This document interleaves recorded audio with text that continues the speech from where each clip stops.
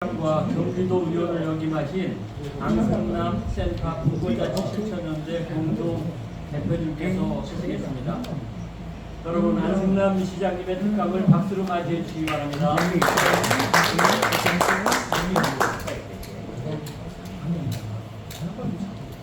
네, 안녕하세요. 안승남입니다. 우리 훌륭하신 의원님들 모시고 제가 1시간 특강을 하는 게 굉장히 부담이 컸습니다. 그런데 주제를 얘기하면 너무 뻑뻑할 것 같아서 그냥 기분 좋게 행복한 의정생활이라고 써놨는데요. 오늘 오시기 전에 제가 문자 보냈던 거 혹시 기억나세요? 기억나요? 의원은 뭐뭐뭐다. 의정활동은 뭐뭐뭐다. 이거에 대해서 좀 한마디씩만 좀 얘기해 주셨으면 하는데 지금 의원님 저한테까지 크게 들리게 제가 의원은 하면 뭐뭐뭐다 얘기 좀 해주세요. 의원은 그거는 앵무새다. 앵무새다. 똑같은 말을 계속 반복해야 된다. 네, 그다음에 의정활동은 요즘 활동은 앵무새 반대가 뭐죠? 한마디 하고 딱 끝나는 거예요. 앵무새는 네. 제가 왜 요즘 활동 앵무새라고 했냐면 지방자치단체장한테 아무리 얘기해도 안 들어주니까 똑같은 말을 계속 반복하는 거예요. 그게 앵무새라는 거고 요즘 활동은 아까 제가 얘기한 대로 백경이 불여일견이다. 네네 좋은 말씀입니다. 다음 또 우리 의원은 의원은 주민의 일꾼이다. 주민의 일꾼이다. 네, 많이 듣던 얘기죠. 의정활동은 의정활동 주민과 함께 권한을 행사해가는 과정이다. 아 좋은 말씀입니다. 그다음에 다시 한번 의원은 저 생각이 안 나요. 생각이 안 난다. 의정활동은 그것도 생각이 안 나요. 예 생각이 안 난다는 것들이 답이에요. 네. 예, 그러니까 우리 지역에 다니다 보면 저 의원 뭐 했는지 몰라. 나 저 의원 의원이었는지도 몰라. 이렇게 얘기하는 경우도 있거든요. 그러니까 사실 제가 의원님들하고 만날 때 의원은 뭘까, 의원을 왜 했을까? 사실 이 선출직 도전이라는 게 쉽지가 않아요. 왜? 선출직 도전할 때 나의 사생활보다는 이제 공공에다 저를 갖다 바치는 거거든요. 뭘 해도 계속 개인 안승남이 아니라 뭐 의원, 시장 이제 이게 쫓아다니면서 제 사적 생활보다는 공익성과 공공을 위해서 매진해야 되는 상황이 돼서 집에서는 거의 내놨다는 표현을 많이 하죠. 네? 내놨다는 표현을 많이 하는데 그래서 의원이 뭘까, 의정활동이 뭘까 이게 사실 다양한 얘기를 할 수가 있습니다. 그런데 아까 우리 이런 앵무새라는 얘기를 했을 때 제가 깜짝 놀란 게 제가 시장일 때 의원님들이 얘기했던 내용 그거를 갖다가 잘 수용하고 활용하면 결과가 나오는 사례가 많았거든요. 사실 그래요. 자, 오늘 제가 첫 화면에 띄우는 거는 일단 우리가 의원이기 때문에 우리가 모여서 회의를 해야 되는데 회의에는 규칙이 있는 걸 알고 계실 겁니다. 근데 오늘 그 얘기를 하면 1시간 가지고 부족한데 제가 여기서 정의에다가 별표를 쳐놨어요. 의원님들끼리 의정활동을 하면서 꼭 기억해야 될 회의 규칙 중에 하나가 딱 분위기 봐서 뭔가 이상하다 그럼 빨리 정회 요청을 하셔야 돼요. 그런 사례 있죠? 없으세요? 정말 많이. 네, 정회를 많이 한다는 얘기는 뭐냐면 모든 회의는 속기록에 남게 돼 있는데 속기록에 남는 것이 너무나 좀 시시콜콜 다 들어가 버리면 완전히 의회는 싸움판이 되고 그리고 의원님들 간에도 깊은 고리판입니다.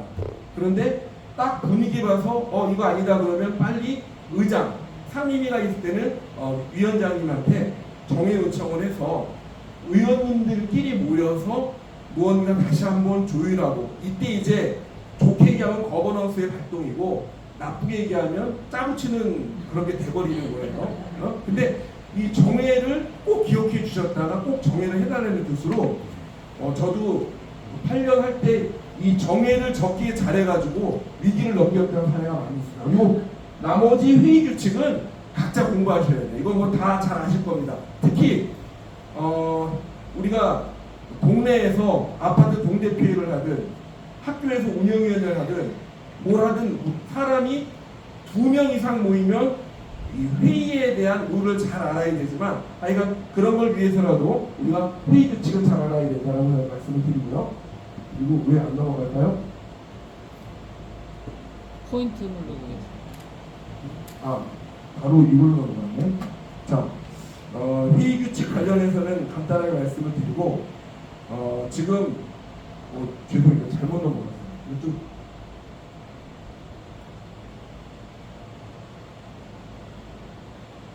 안 돼. 예, 그럼. 자,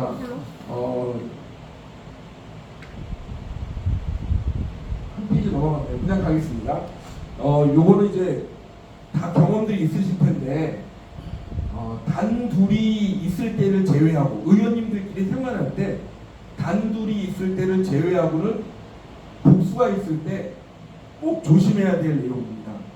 칭찬도 한 번 이상 하지 말자는 이 말 혹시 기억나셔요? 왜 한 번 이상 하지 말아야 될까? 의정활동하고 의회활동 여러 가지 하다 보면은 정말 우리 의원님이 잘한 일이 있어요. 그러면 이거를 정말 잘했다고 한번 칭찬하고 박수를 쳐주는 건 좋은데 이거를 계속 반복해서 얘기를 하면 그 의원님을 제외한 다른 의원님들의 그 격을 떨어뜨리는 문제가 되거든요. 칭찬할 거는 잘 칭찬을 하되 칭찬을 반복하면 다른 의원님들은 그 칭찬의 반대가 되는 겁니다. 그래서 저는 의장님이든 위원장님이든 어떤 사회가 우리 의원님 이거 참 잘하셨습니다. 그래서 칭찬을 한번 하더라도 이거를 반복해서 많이 하게 되면 의원님들 간에도 시기심도 나고 질투도 생길 수 있다. 이제 그런 말씀을 드리고 그 다음에 이제 말 끊지 않기. 의원님들끼리 얘기하다 보면은 말 많으신 분들 계시죠. 근데 이때 참 말 잘못 끊으면 자기 말 막았다고 두고두고 사이가 안 좋아져요. 제가 여기 의원들의 상호 예절을 얘기하면서 하나 전제 드는 거 뭐냐면 선출직으로 들어오신 의원님들이지만 세상에 계신 온갖 스타일의 사람들이 다 있다고 생각을 해요. 왜? 대한민국의 국민들이 선출직을 뽑을 때 인격 보고 인간성 보고 그리고 품성 보고 뽑는 게 아니라 뭐 보고 뽑죠? 하여튼 보고 뽑는 기준이 있어요. 그 기준으로 선출됐기 때문에 의원님들 모였을 때 의원님들의 수준이 이럴 거라고 기대치를 높이지 말고 온갖 세상의 각양각색의 사람들이 다 모여있기 때문에 그 모여있는 것을 전제하지 않고 생활을 하면 의원님들끼리 감정이 쌓이고 문제가 되면 대업을 진행할 때 꼭 걸림돌이 됩니다. 예를 들어서 제가 좋은 조례를 만들었는데 이거 의원님들이 동의 안 해주면 통과가 안 되잖아요. 그런데 평상시 관계가 제대로 안 돼 있으면 꼭 보면은 조건과 폭을 떠나서 감정적으로 하는 의원님들이 있습니다. 그러니까 이런 분들을 만났을 때 나중에 후회하지 말고 평소에 칭찬도 너무 많이 하지 말고 그리고 말 끊지 말아야 돼요. 그리고 무슨 얘기하실 때 혹시 말씀 다 하셨습니까? 라고 정중하게 예의 있게 다가가면 그리고 누군가가 너무 길어 그러면 제가 말씀 다 하시고 그 다음에 얘기할게요 이렇게 추임새를 넣어주면 그건 끊는 게 아니라 말씀 다 하시면 제가 할게요 순서가 다음입니다 이런 부분이 있거든요. 그래서 요것도 하나의 매너가 되는 거죠. 그 다음에 공개적인 충고나 질타는 둘이 있을 땐 해도 되는데 다른 의원님이 있든가 특히 집행부의 공무원이 있을 때 절대 의원들끼리 충고하고 질타하면 안 됩니다. 단 이렇게 강의할 때 괜찮아요. 왜? 강의는 내용이 들어가는 거예요. 그래서 의원님들끼리 있을 때 단둘이 있을 때를 제외하고는 이렇게 충고를 지그시하면 절대 그 충고 좋게 받아들이지 않습니다. 그리고 그 충고하는 사람에 대해서 고마움보다는 안 좋은 감정을 갖고 그게 나중에 꼭 돌아올 수 있다는 것을 말씀드립니다. 대신 둘이 있을 때 괜찮습니다. 현재. 그 다음에 뭐 얘기할 때 보면 가끔 의원님이 얘기했는데 집행부가 맞아. 이것도 큰일 나요. 집행부 맞은 건 얘기 안 해도 다 알아요. 다만 의원님을 존중하는 마음으로 절대 의원님 앞에서 의원님이 한 얘기에 대해서 집행부 편을 드는 게 아니라 그냥 침묵하면 중간 가는데 아니면 가만히 있는 게 낫죠. 그래서 집행부를 편드는 의원이 돼서는 안 된다. 누구 앞에서? 같은 동료 의원 앞에서.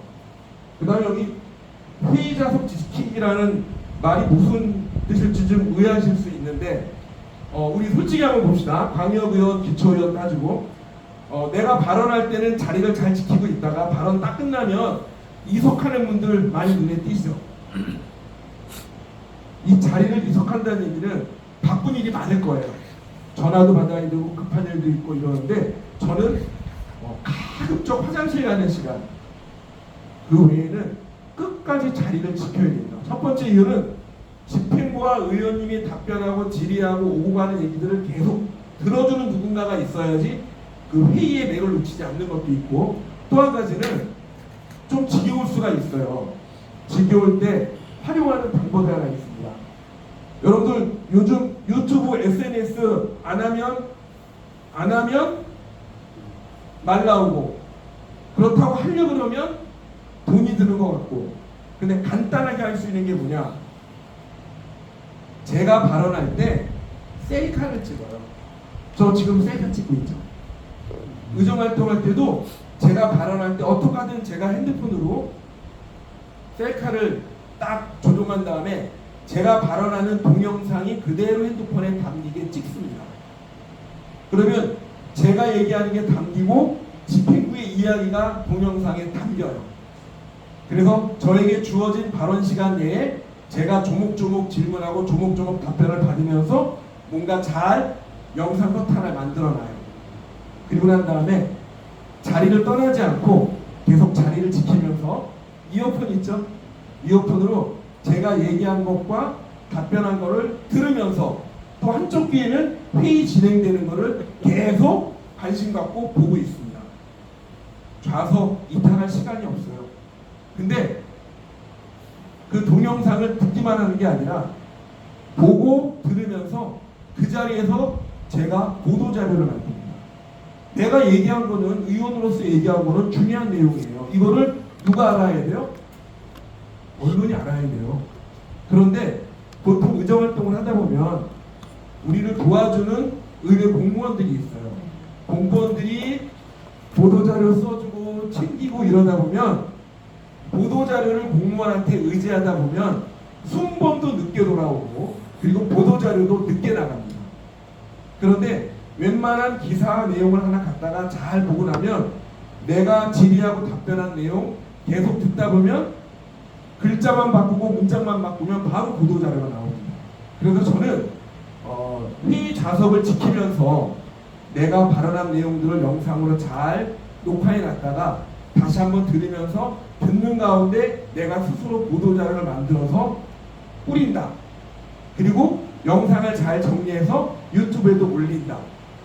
이런 활동을 통해서 회의 좌석을 지키는 힘과 또 한 가지는 집행부의 이야기를 한쪽 귀로 들으면서 그리고 나의 의정활동을 새롭게 준비하는 계기로 삼아야 된다는 겁니다. 그러다 보면 이런 경우도 있어요. 정말 자리를 안 지켜주면 내가 발언할 때 텅텅 빈 자리에서 의원으로 발언하다 보면 집행부한테 기가 눌려요. 그래서 우리 의원들끼리는 자리를 지켜주고 서로 상호 예절을 지키고 그러면서 나의 의정활동을 위한 발빠른 활동들을 진행해 주는 것이 꼭 필요하다는 뜻에서 제가 이 내용을 좀 적어봤는데 이렇게 하기 쉽지 않은 거 아시죠?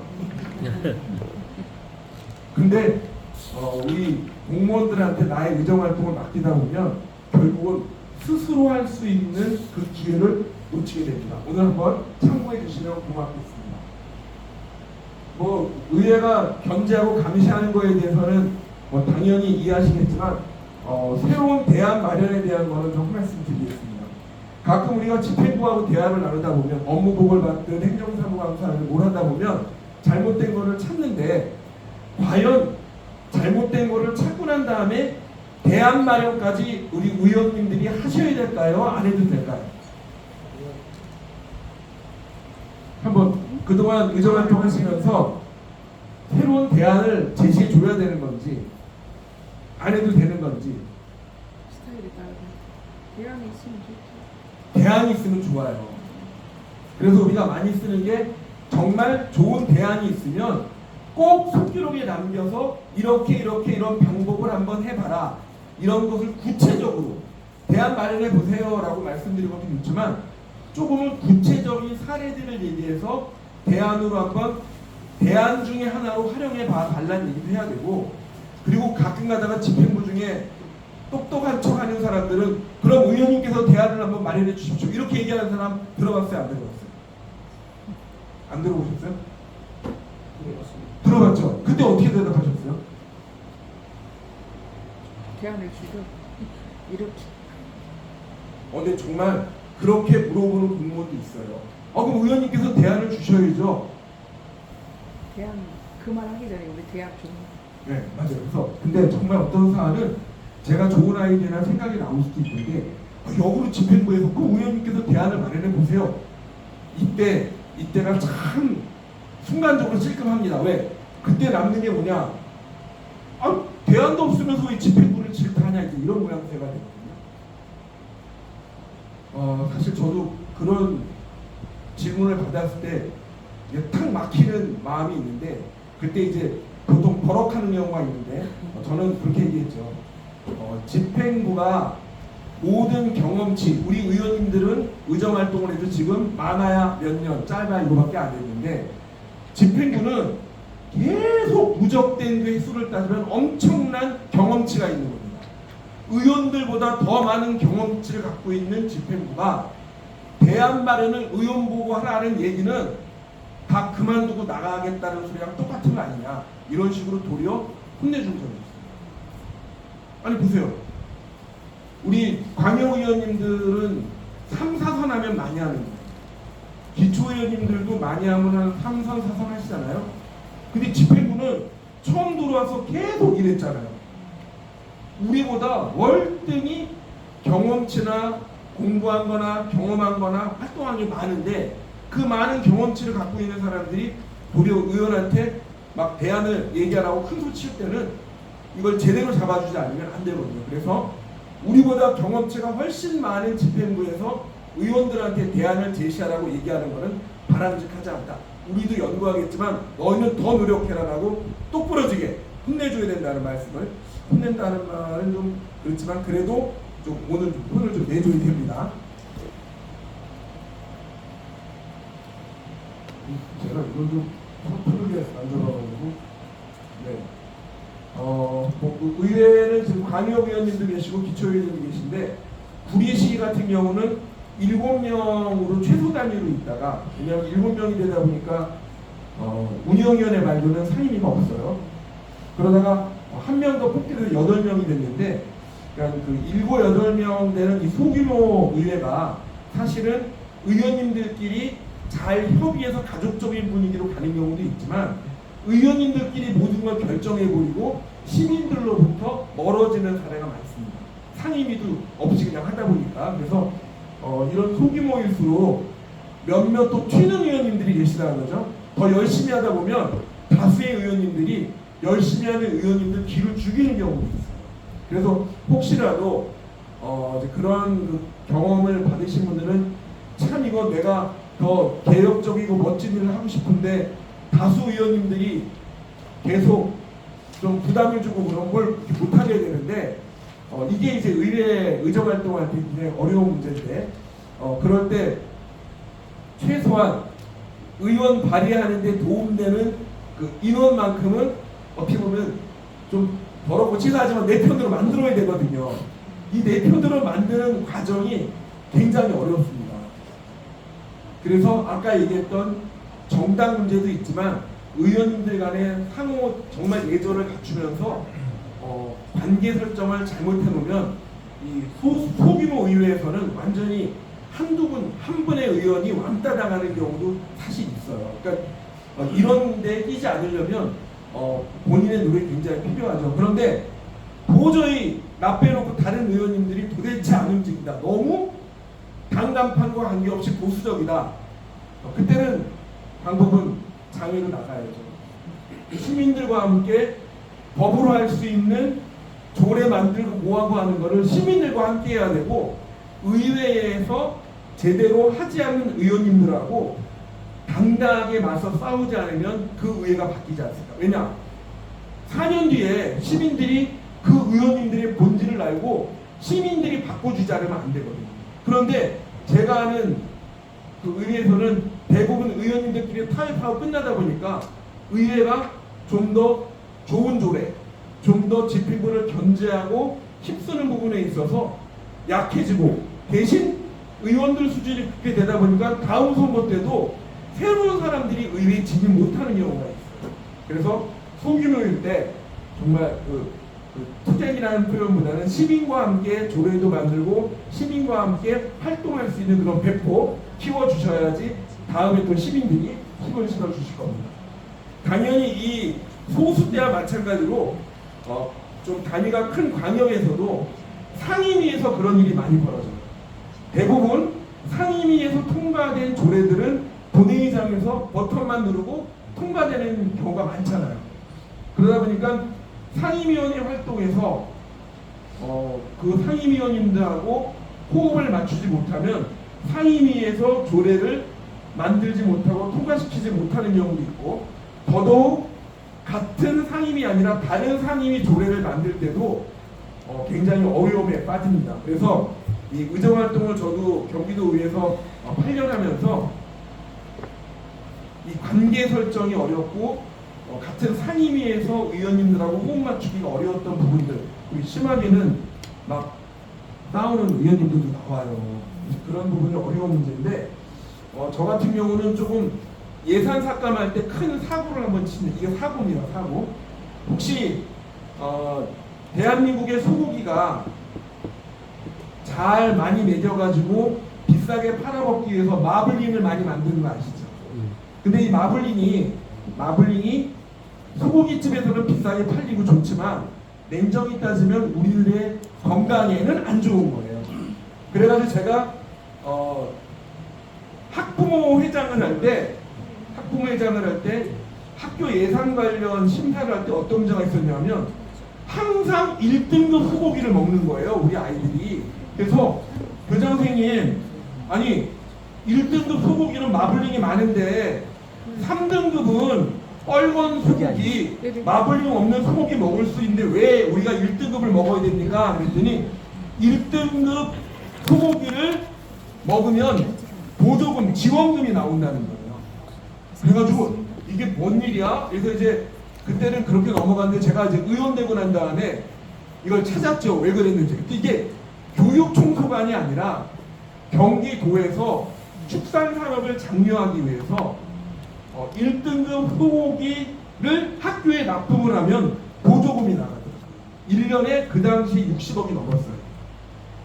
자, 비싼 등심 부위의 마블링 1등급은 고깃집에서 팔리는데 안 팔리는 1등급이 있어요. 왜냐면 소 한 마리 잡을 때 부위별로 여기는 3등급이야.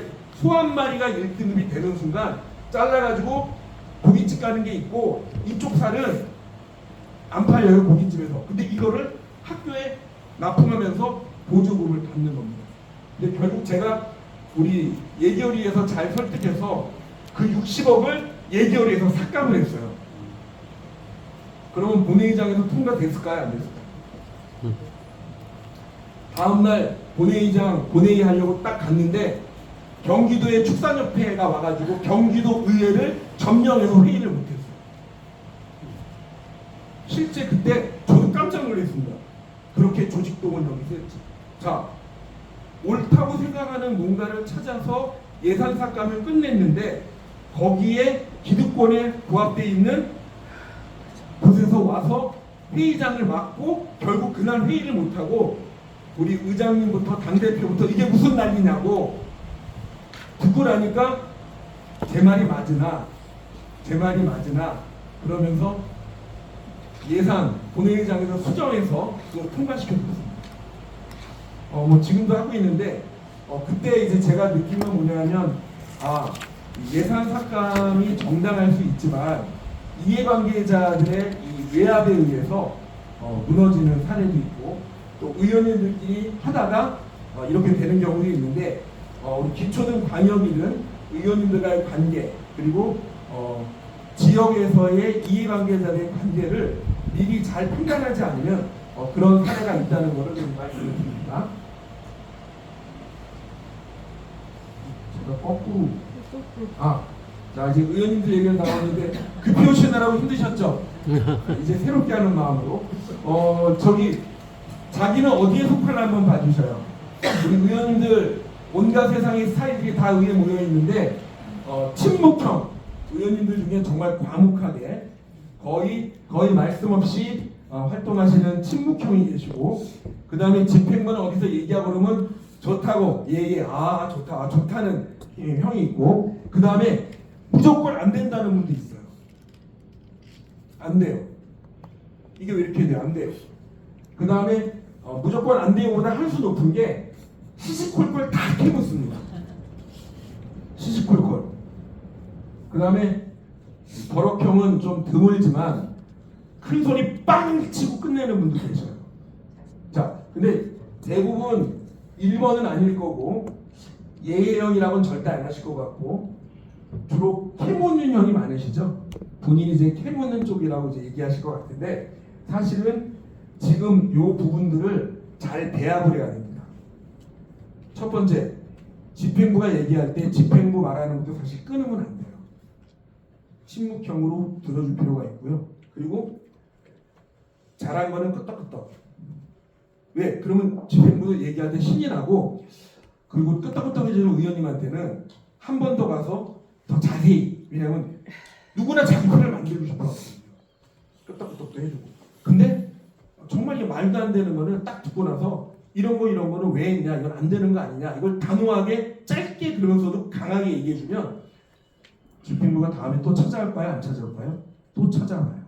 안 된다고 정확하게 입장을 얘기하면 그들이 설득하기 위해서도 찾아옵니다. 그 다음에 이제 캐묻는 게 정말 중요한데, 캐물을 때 우리가 OW1H라고 어릴 때부터 썼던 그게 있어요. 이거 왜 그런 건데, 누가 할 건데, 언제부터 할 건데, 이런 내용들을 배합해서 아주 정확하게 캐물어야 됩니다. 특히 신규 사업은 우리 지방 재정이 앞으로 좀 어려워지는 부분도 있기 때문에 단체장이 선심성으로 알 수 있는 걸 감안해서 꼭 캐물어야 돼요. 정확하게. 그리고 화를 안 내면 무조건 좋은 의원인 줄 알아. 자, 버럭할 때 주의할 거. 절대 욕하면 안 된다. 욕하면 이거는 그냥 요즘 한 방에 가잖아요. 그런데 정말 화를 내야 될 때는 누가 이렇게 하라고 했느냐, 그래서 아주 단호하게 버럭을 해줘야지. 버럭도 안 해주면 그냥 좋은 의원들과 통하면 힘이 안 실립니다. 그래서 저는 요 스타일이 그때 잘 적용되면서 집행부를 설득하고 또 좋은 의견들을 찾아내고 또 뭐 이렇게 하면서 계속 좀 챙겨내는 그런 부분들이 꼭 필요하다는 말씀을 좀 드리고 싶습니다. 어떤 거 하나가 아니라 잘 복합해야 되겠죠. 자꾸 제가 잘못 눌러요. 행정사무감사도 생각이 좀 나는데, 행정사무감사 자료 요청 많이 하셨죠? 그럼 제가 한번 말씀드릴게요. 경험이 이런 게 있는지. 행정사무감사 자료 요청하면 책자로 나와요, 안 나와요? 뭐 파일로도 나오고. 그런데 꼭 내가 자료 요청해가지고 요거 준비 딱 해놨는데 발언권이 먼저 있는 의원이 내가 요청한 자료 가지고 발언할 수 있어요, 없어요? 있어. 하면 안 되는데 해요. 꼭. 그걸 당해보신 분은 알아요. 정말 내가 심혈을 기해서 자료 요청해가지고 준비 딱 해놓고 내가 이거 딱 했는데 그날 위원장님이나 강사님이 순서 정하다 보니까 누가 먼저 해. 근데 그분이 제가 요청한 자료를 정말 예의 없는 겁니다. 그거는 자기가 요청한 자료도 아닌데 해버려요. 그런 거 안 당해보셨어요? 안 당해보셨어요? 없어요, 선생님. 당해봤죠? 아니, 없어요. 그런 경우가 없어요? 네. 어. 죽을라고. 근데 그래서 저는 행정사무감사 자료 요청은 당연히 해야 되는데 평소에 행정사무감사할 자료를 미리 내가 신청해서 빼놔야 됩니다. 평소에 관심 있는 내용으로. 왜냐, 행정사무감사 때는 자료를 내보낼 때 공무원들이 좀 숨기는 듯한 소극적으로 나가요. 근데 평소에 해줄 것처럼 관심 있는 것처럼 도와줄 것처럼 막 하다 보면 자료가 막 들어옵니다. 설명하려고.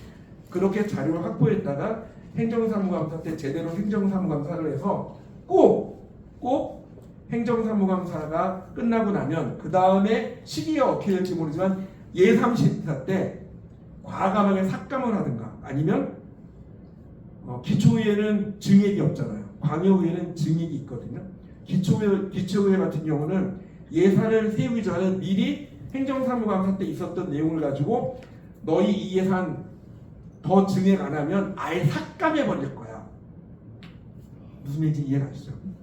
미리 너희 이 예산 이만큼 증액 안 해놓으면 우리는 아예 일하지 말라고 삭감해 버릴 거야 라고 해서 조금 더 한 수 위로 가야 되고, 우리 광역의회는 삭감을 과감하게 하든가 필요에 따라서는 증액해가지고 행정사무감사에서 의원님들의 증액으로 사업이 더 잘 될 수 있는 사례들을 만들어내야 됩니다.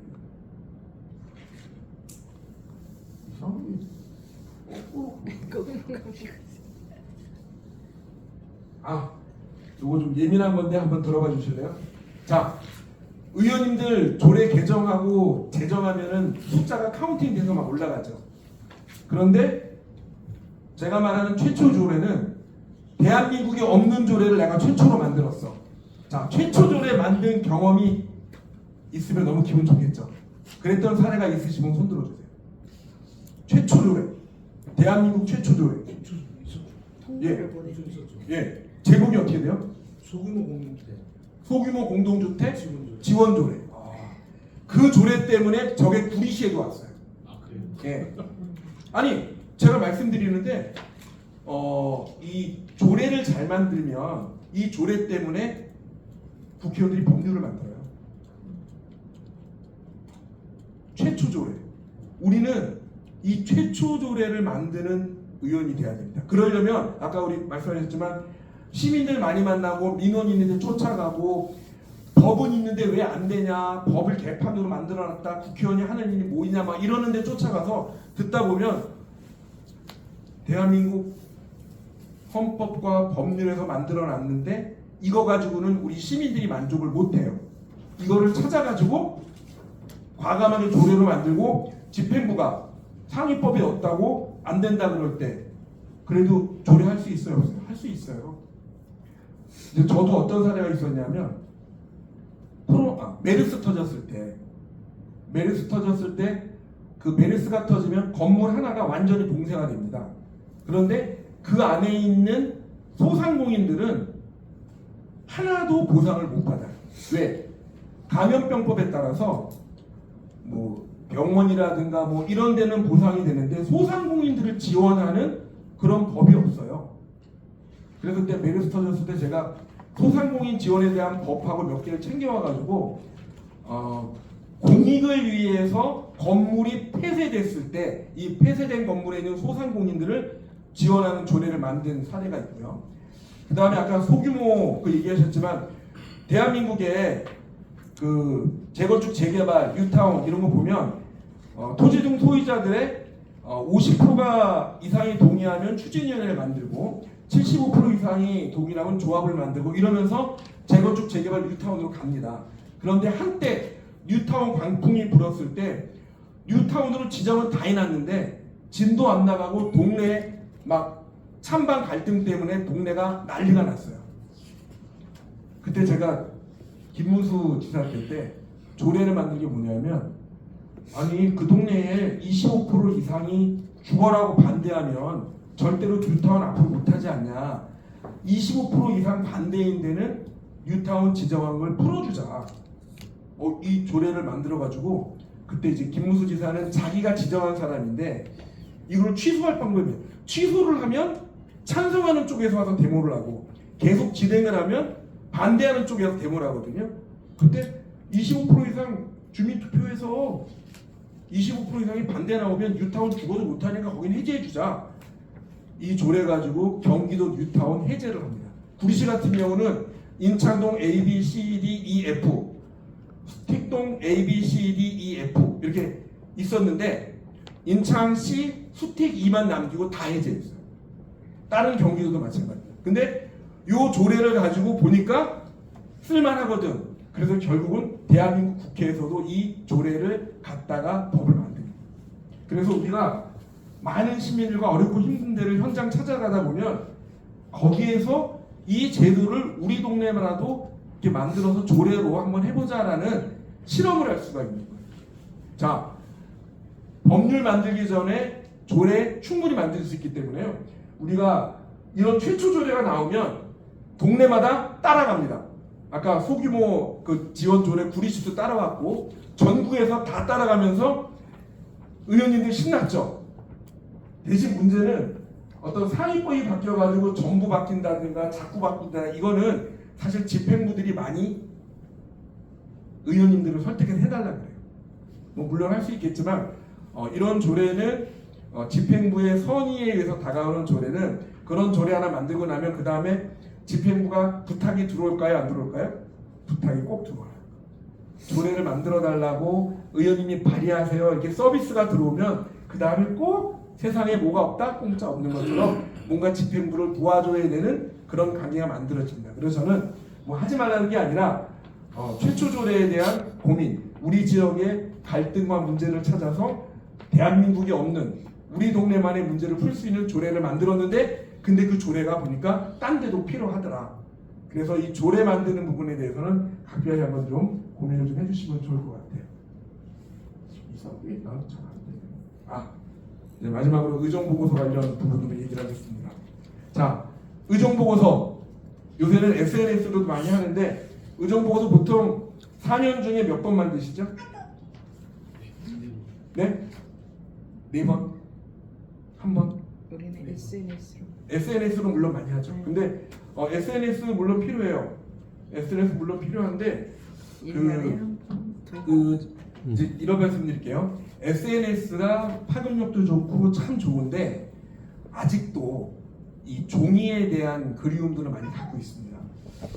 저는 의원님들께 그 제작 주기를 말씀드린 이유는 꼭 선거 임박해서 아주 죽어라 하고 의정보고서를 많이 뿌리는데 제가 했던 사례를 하나 소개할게요. 의정활동을 하다 보면은 내가 그때 했던 성과들이 있는 거를 정리해서 A4 용지 있죠? A4 용지에 교회 주보처럼 이쁘게 만드세요. 그래가지고 맨날 가방이나 어디에 100장이고 50장이고 들고 다니다가 만나는 분들마다 드리세요. 그래서 지금 저도 가끔 이제 우리 동네 분들 만나면 아유 그때 안시장이 그때 말이야 그 가방 메고 사람만 모이면 인사하면서 바로 꺼내가지고 A4 용지 막 나눠줄 때 그때 받아본 기억이 난다는 얘기예요. 의정보고서는 내 의정활동을 시민들에게 정말 알리는 건데 매번 그때마다 100장이고 200장 그리고 저기 의회에서 복사해가지고 만드는 거 이거 다 우리가 갖고 나와도 돼요. 왜냐하면 의정활동 하는 거니까. 국회의원들은 의정활동 따로 하라고 예산도 있는데 우리 의정활동 보고서 만드는 예산이 있습니까? 없습니까? 없죠. 네, 없지만 사무 기품 지원되잖아요. 그 중에 복사용지 써먹어야죠. 그래서 A4 용지를 만들어가지고 정말 요만한 거 하나라도 내가 한 거, 요만한 발안 하나 한 거라도 그리고 요새는 칼라 복사가 돼가지고 사진도 잘 나와요. 그래서 100장이고 200장 해가지고 기회 될 때마다 동네 갈 때마다 그리고 무슨 행사장 가면 인사말 기회를 얻는 경우가 드무시죠. 그러니까 나는 그날 행사 몇 명? 그거 뿌리는 거야. 단 의정보고서 뿌릴 때 조심하죠. 지역구가 어긋나면 안 되죠. 비례대표는 시장처럼 다 뿌려도 돼. 근데 내 지역구 행사할 때 뿌려야지 내 지역구 아닌 데서 행사하는 데서 의정보고서 뿌리면 바로 선관위로 신고 들어가. 그래서 A4 용지를 만들어서 많이 뿌리면 좋겠다. SNS, 유튜브 당연히 해야 되는데 아직도 지면을 그리워하는 분들이 있습니다. 자, 이런 활동을 하면서 우리가 의원으로서의 활동을 높이다 보면 다음에 또 당선이 될까요? 안 될까요? 우리가 열심히 하는 이유, 조례도 만들고 모두하고 하는 이유는 다음에 떨어지려고 하는 게 아니잖아요. 다음에 당선이 또 되려는 거고 그리고 내가 기초의원 했으면 다음에 광역도 하는 거고 기초광역의원 했으면 단체장도 도전하는 거고 그런 일들을 해야 되는데 한 가지 제가 이 자치분권과 관련해서 우리 동네의 의원으로 우리 광역단체의 의원으로 있으면서 실제로 우리 동네에 주민자치회에 대한 관심이 얼마나 있나, 그리고 그 주민자치회에서 예산을 얼마나 만들어내고 있고 쓰고 있나, 그리고 동장을 과연 직선제로 뽑을 수 있나 없나. 제가 이 말씀을 던지는 이유는 우리가 중앙정부, 대통령부터 장관 뭐 등등등 국회의원들한테 우리 지방자치 분권할 수 있게 우리한테 더 많은 거를 갖다가 위임하고 해달라고 주장합니까 안 합니까? 저희 하고 있어요. 그런데 잘 돼요 안 돼요? 안 돼요. 근데 이때 우리가 먼저 동네를, 바닥을 분권하고 자치에 더 헌신을 하는 거예요. 자, 대한민국 국회를 바꾸려면 제대로 된 국회의원이 들어가야 되는 거고 대통령도 제대로 뽑아야 되는데, 그러려면 우리들이 중앙에서 해주기를 요청만 하고 기다리는, 요청도 강하게 하고 캠페인하고 해야 되는데, 우리가 갖고 있는 기초단위, 광역단위에서 과감하게 분권하고 밑으로 내려보내고 동장도 직선제로 뽑고, 그러면서 더 많은 시민들이 민주주의에 대한 경험을 하고 스스로 예산을 편성해서 뭘 해보고 이런 거를 그들이 경험하면 우리 편이 되는 거예요. 그럼 우리가 주장하는 분권과 자치도 중앙에 큰 목소리로 들어갈 수가 있습니다. 그런데 잘 안 하니까 우리도 안 해주려고 하잖아. 야, 의원들이 예산 심사하면 되는데 무슨 뭐 주민들이 뭐 스스로 예산을 편성해서 뭘 한다, 이거 아니거든요. 우리도 동네에서 자치가 잘 되게, 분권이 되게끔 우리가 할 수 있는 범위 내에서 과감하게 내려놔야 되는데 이거를 못 내려놓는 경우가 있어요.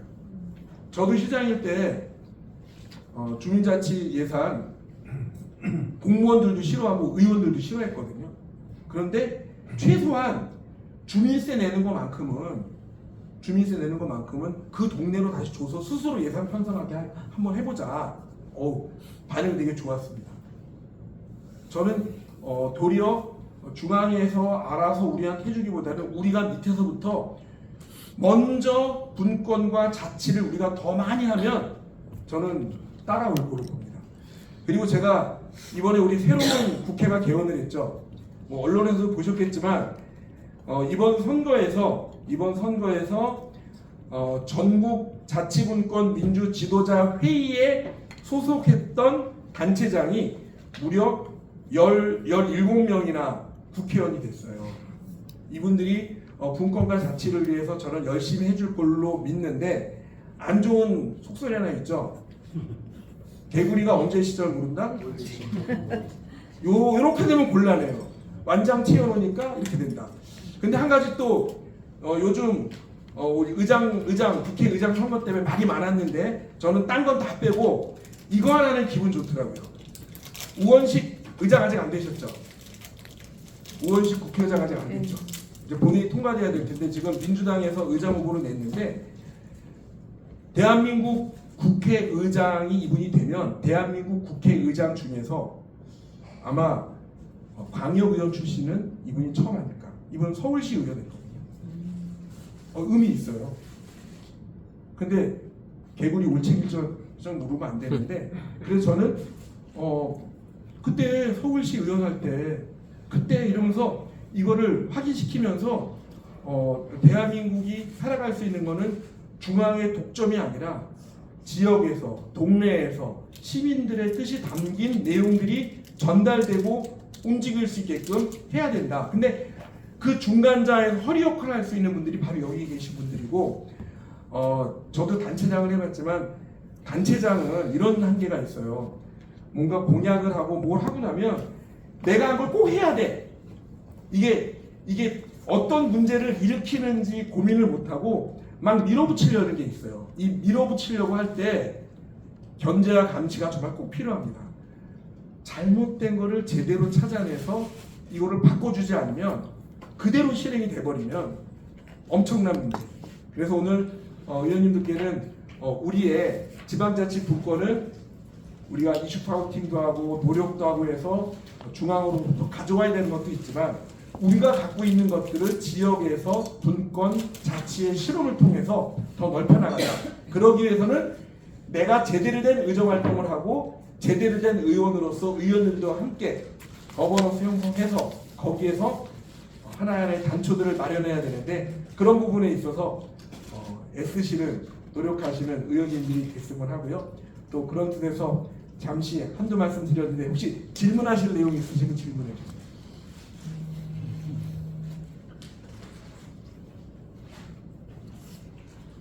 원래 질문이 없으면 예 말씀해 주시죠. 정익중입니다. 네. 이제 시장님은 이제 방역의원도 하시고 집행부 수장도 하셨는데 이제 다양한 경험을 쌓으신 거잖아요. 그러면 이제 공무원들이 방역의원 대할 때하고 시장 대할 때하고 완전히 달랐을 거라고 생각이 드는데 이제 개구리가 올챙이적 생각 잊으면 안 되지 않습니까? 그래서 방역의원 할 때하고 집행부 수장 하실 때 그 느낌이 어땠는지 굉장히 궁금합니다. 실제로 광역의원 할 때 집행부는 이제 우리 경기도 도청 공무원들인데요. 광역자치단체 공무원들은 정말 수준이 더 높다고 봅니다. 왜 그러냐? 이 경기도 같은 경우는 31개 시군에서 이 공무원이 31개 시군의 공무원들을 다 만나고 대화하고 토론하면서 의원들을 만나요. 그러다 보니까 자기 공부가 안 돼 있으면 자기 걸 준비가 안 돼 있으면 경기도청에서 공무원으로 일을 못 해요. 그러니까 이 광역위원들은 굉장히 공부가 돼 있고 학습이 돼 있고 발표도 잘하고 설명도 돼 있는데 의외로 기초단체에 가면 공무원들이 아주 힘들어요. 일단 잦은 인사이동 그리고 여기 있다가 몇 개월 있으면 갈지 몰라. 그리고 그냥 깔고 뭉개고 힘들면 뭐 병가 뭐 등등으로 빠져버려요. 그리고 이 팀원들 중에 이 같이 팀장하고 해야 되는데 몇 명 빠져나가면 팀장도 그냥 도망가고 싶은 거예요. 그래서 제가 그런 생각이 들어요. 야, 기초자치단체의 공무원은 공부시켜야 된다. 그 공부시키지 않으면 의원님들도 감당 못하고 시민들 민원도 감당 못하고 특히 제가 하는 많은 일들에 대해서 이해를 못한다. 그래서 제가 했던 일 중에 하나가 이제는 안 할 거예요. 너무 힘들어서 저하고 공무원들이 저녁 식사 자리를 가지면 저랑 함께 저녁 식사하는 모든 공무원은 건배사를 한마디씩 해야 돼요. 힘들지. 아주 덜덜 떨어요. 근데 왜 건배사를 시켰냐면 시장 앞에서 말할 수 있는 용기를 주는 거예요. 그리고 소문이 나서 시장님하고 저녁 먹는다 그러면 건배사 공부를 해갖고 와. 근데 바로 이거거든요. 시장님 앞에서 건배사하려면 뭔가 한마디 할 준비 오듯이 그들도 하면 되는데 안 하고 있더라고 보니까. 왜? 시민들 오면 대충 요것만 모면하면 되니까. 그래서 건배사를 막 했던 게 이제 기억이 나고 그러다가 이제 코로나 터지고 이랬는데 그 다음에 이제 마지막에는 뭘 했냐면 업무 보고를 과장이나 팀장한테 안 받고 담당들한테 그 사무실 가서 과장, 국장, 과장, 팀장 앉혀놓고 담당자한테 업무 보고를 받았어요. 완전히 차이가 나더라고요. 그런데 변한 걸 느꼈어. 막 깨알같이 적어와서 읽는 사람이 있고 헤드 타이틀 보면서 설명하는 사람이 있고 그리고 정말 버벅대는 분이 계신데 근데 다 연습을 했더라고요. 시장님 앞에서 발표해야 되니까. 그래서 저는 기초 단위의 공무원들은 정말 훈련, 학습, 연습 그리고 팀장 말고 6급들만 강당에 다 모아서 당신들 좀 있으면 팀장 돼야 되는데 팀장 한 분 안 주겠다 그래서 제가 1시간을 강연한 게 있어요. 동영상 한번 보여드릴게요. 1시간을 강연하면서 제발 요렇게 하세요. 그거는 제가 기업에서 신입사원을 일할 때 갖고 있던 마인드를 그대로 설명해 준 건데 그게 도움이 됐을 것 같아요. 제가 그때. 그래서 저는 광역대 공무원들의 그 수준을 기초 단위 공무원들도 그 정도 수준으로 끌어올리기 위한 방법을 건배사부터 마지막에는 업무보고까지 직접 챙겼다고 말씀드리겠습니다. 아까 지금 주민세를 주민들에게 돌려주자는 말씀하셨잖아요. 이제 그런 간간히 그런 이슈들이 이제 얘기되기는 하지만 그걸 구체적으로 한다면 어떤 식으로 가능한지 좀. 주민 참여 예산제 있죠. 예, 예. 주민 참여 예산제 포지션을 주민세 거둔 것만큼으로 잡는 거예요. 그리고 주민 참여에 의해서 만들어진 사업들을 이제 그 위원회에서 이제 검토를 하는데 금액이 작을 때는 아예 관심들이 없는데 금액이 커지니까 주민자치위원회, 주민회, 막 어느 모임 이런 데서 새로운 아이디어로 발상으로 도전을 하더라고요. 근데 이제 우리 의원님들이 그 얘기 나온 거예요. 아니 저기 편성은 집행부가 하고 심사는 우리가 해야 되는데 왜 우리가 해야 될 거를 주민참여 예산전에서 그걸 넘기냐고 많이 혼났어요. 많이 혼났으면 그 다음에 어떻게 했을까요? 이제 의원님들 만나서 이제 일단은 제가 표현할게요. 이쪽 당 의원님들 만날 때 꼭 의장님을 껴서 의장님이 나랑 당도 다르잖아. 좀 의장님이 자리 좀 마련해 주세요. 그래가지고 의장님 끼고 의원님들 만나서 맛있는 걸 먹습니다. 아까 말씀 공짜 없다. 맛있는 거 먹으면서 설명하고 얘기하고 그런 게. 근데 일단은 제 마음을 열어놓고 이거 꼭. 그리고 주민참여 예산제 할 때 이거 의원님들이 가서 도와주지 않으면 제대로 못할 것 같다. 주민참여 예산제를 짤 때 의원님들도 가서 시민들과 함께 준비하다 보면 사실 이거 의원님들이 훨씬 더 기여하시는 예산제가 되는 거 아니겠습니까? 그럴싸해요, 안 그래요?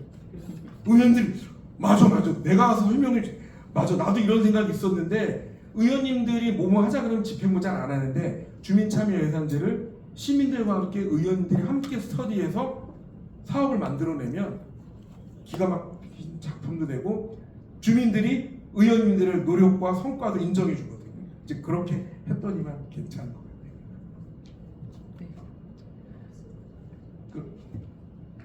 손 드셨는데. 예. 그러면 오늘 강의는 이렇게 마칠까요? 네. 네, 고맙습니다.